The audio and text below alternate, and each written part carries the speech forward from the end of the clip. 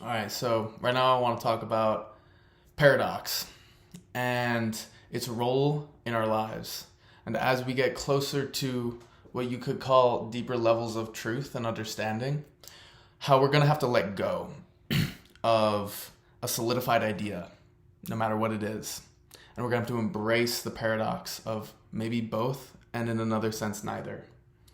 So, with really deep questions about like reality, for instance, if you are to ever ask, is this real or is this not real?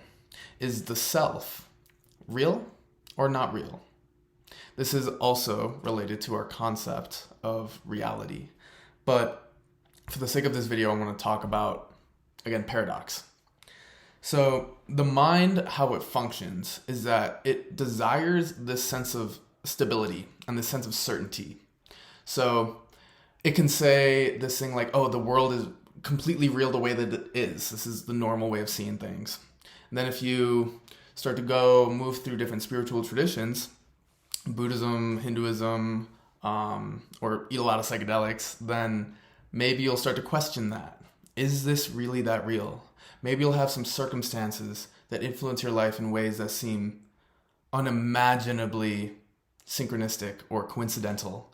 Or maybe you've actually had some more what you could call magical experiences actually happen to you. These things do happen. And they can lead you to really question the reality of this place. But the mind will want to say this place is either real or it's not real. And this is linked to its desire to find some stability, to find some ground to stand on. It really wants to find the truth, that it's either this way or that way. And no matter what you pick, either real or not, there will be limitations to those views. And so what I want to say is that in one relative sense, you could say that the world and the self are actually definitely real. We experience a self, there's a world here, like it's real. And in another sense, as many teachers of various traditions will say, it isn't that real. It functions like a dream, as some might say, in the Tibetan tradition, for instance.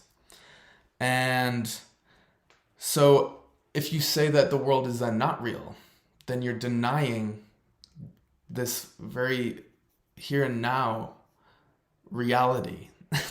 And that doesn't seem very honest in deep ways. How can we deny this? So Chogyam Trungpa Rinpoche, Tibetan teacher, had this quote. He said something like, the bad news is that we're in free fall without a parachute. There is no ground. The good news is that there is no ground. So, in that sense, just let go. Again, the bad news is we're falling in free fall without a parachute. And the good news is that there is no ground to hit. So just let go. So, what I'm pointing to here is there's an immense freedom in being able to hold different views at different times. So, for instance, at certain times I can say, oh, this is definitely real. This is for sure real. My life is rich and full of so many meaningful experiences. It's good and healthy to view these things as real. But at the same time, it can also be skillful and useful to apply this other view, where these things are not that real. Again, maybe they function like a dream.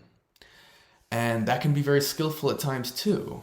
And neither are objectively ultimate, absolute fact. In the realm of relative experience, they can actually be both. In relative experience, it can both be real and not real, depending on your vantage point at a given time. And it can change throughout your experience. So again, at the relative level, we can have both reality and not a lack of reality, being both real and true at the same time. Again, depending where you're at. But then on a more absolute level, neither are true, because it really depends where you're at. So how can you claim any ultimate truth and fact out of either of them, either of those statements? There's a story where the Buddha was asked, is the self real or is the self not real? Two people asked him that. Or one person asked him, is the self real? And another person asked him, is the self not real? And he denied answering either of them. He just sat in silence. And when he was asked about that later, why did you sit in silence? He said, because if I were to assert that the self is real, I would be deluding that person. And if I were to assert that the self is not real, I would be deluding that person. Because both are not, at the deepest level, what you could call real. So in this, when we are not trying to find this ground to stand on, as far as a solidified certain way that things are all the time, we're sort of floating in between two beliefs. And in this place of floating, we have immense freedom to choose what we want to believe at a certain time, what is skillful, what feels right for me right now. And knowing that it doesn't have to be that way in the future. It can change. And we can also choose to hold no view at all, like the Buddha. Is the self real or is the self not real? It's up to you. It's up to you to decide right now. And just at one level, again, they're both real, and at one level, they're both not. Relative and absolute. So, I just want to say, I hope that you can feel the sense of freedom in this, where you can say, or you can find a sense of freedom beyond solidified beliefs of, is the world a good place or a bad place? And it's not one or the other. It depends on how we're looking at it at a certain time. And at the deepest level, it's neither good or bad. It just is, in a sense.